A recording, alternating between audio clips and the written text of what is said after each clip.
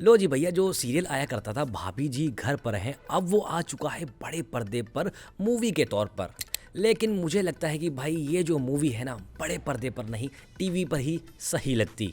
वैसे इस सीरियल के मेकर का सपना रहा होगा कि भाई जो हमारा ये सीरियल है भाभी जी घर पे, इसको बड़े पर्दे पर दिखाया जाए। हालांकि उनका जो सपना है वो पूरा हो गया, लेकिन जो पैसा है वो लगभग डूब गया। बाकी ये मूवी देखकर मैं आ चुका हूँ, आपको बताने वाला हूँ कि भाई ये मूवी कैसी है, आपको जाना चाहिए नहीं जाना चाहिए। तो चलो वीडियो में बन जाओ। तो आपको सबसे पहली चीज़ ये बता दूं कि भाई जो भाभी जी घर पर है, ये जो मूवीज़ आई है सिनेमाघरों में, इसका पार्ट 2 भी आएगा, क्योंकि इसमें एक लास्ट में किरदार दिखाया गया है, इन्हीं दोनों का किरदार दिखाया गया है, जो आपको पता है कि कौन है मेन, उनका सलीम और कलीम का, जिससे ये पता चलता है कि भाई इस मूवी का सीक्वल भी या पार्ट 2 भी आएगा। और ये जो मूवी थी ना भाभी जी घर पर हैं, इसकी जो शूटिंग थी भाई मैं बताऊं आपको, सिर्फ और सिर्फ 20 दिनों के अंदर कंप्लीट हो गई।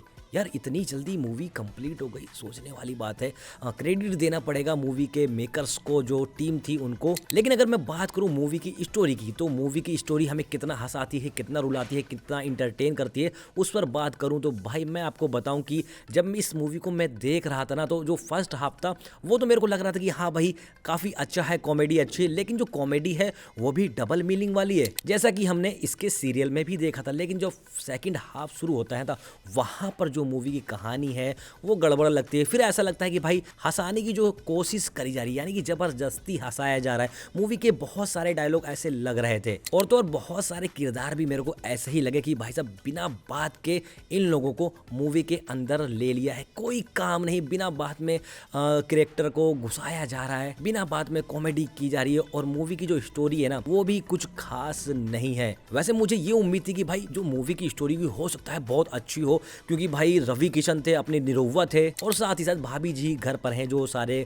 सीरियल के कैरेक्टर थे वो भी थे। हालांकि मैं ये सोच रहा था कि जो अपने रवि किशन है और निरहुआ है उनका क्या देखने को मिलेगा, लेकिन मुझे ऐसा लगा कि भाई जो निरहुआ है ना, उनको तो बिना बात कही, बिना मतलब के ही मूवी में ले रखा है। कोई सर पैर की बात ही नहीं। मुझे लग रहा था कि रवि किशन और निरहुआ जो है उनके बीच में कुछ तामझाम होगा, लड़ाई झगड़ा होगा, लेकिन ऐसा कुछ भी नहीं हुआ। बिना बात के मेरे हिसाब से तो निरहुआ को घुसा रखा है। और वहीं अगर मैं बात करूं रवि किशन की, तो भाई रवि किशन ने तो एक्टिंग कमाल की करते हैं, अपना परफॉर्मेंस अच्छा देते हैं, लेकिन मूवी का जो रोल उनको दिखाया गया ना, जो रोल दिया गया, उनके हिसाब से यार जो मूवी की कहानी थी ना वो उनके ऊपर मेरे को फिट नहीं बैठी। जो इस मूवी में छोटे कैरेक्टर थे वो खामा-खा की कॉमेडी करते हुए नजर आए, और वो जो भाभी जी का सही पकड़े हैं यार, ये ना बहुत ज्यादा हो रहा था। जैसे लग रहा था कि ये ना बहुत ज्यादा इरिटेट करता हुआ नजर आया, यानी कि हर 5 मिनट में आपको सही पकड़े हैं, सही पकड़े हैं। यार कितना सुनोगे सही पकड़े हैं, सही पकड़े हैं। और तो और इन लोगों ने मूवी का जो लास्ट का सीन होता है, यानी कि जो क्लाइमैक्स सीन होता है ना, उसमें हॉरर चीज़ें कुछ दिखाने की कोशिश करी, यानी कि भूत वूत आ जाता है एक दूसरे के ऊपर,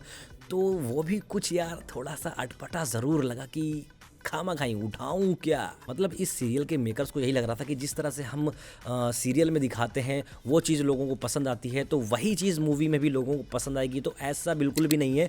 ये मूवी उन्हीं लोगों को पसंद आएगी जो लोग भाभी जी घर पर हैं सीरियल देखते हैं, और उनको ये सीरियल अच्छा लगता है, उन्हीं को ये मूवी बहुत ज़्यादा पसंद आने वाली है। बाकी जो लोग सीरियल नहीं देखते हैं तो उनको मेरे हिसाब से ये मूवी ज़्यादा कुछ खास लगने वाली नहीं है। हालांकि हंसाने की कोशिश करी गई है, फर्स्ट हाफ हंसाता है, लेकिन उतना ही सेकंड हाफ मेरे को बेकार लगा।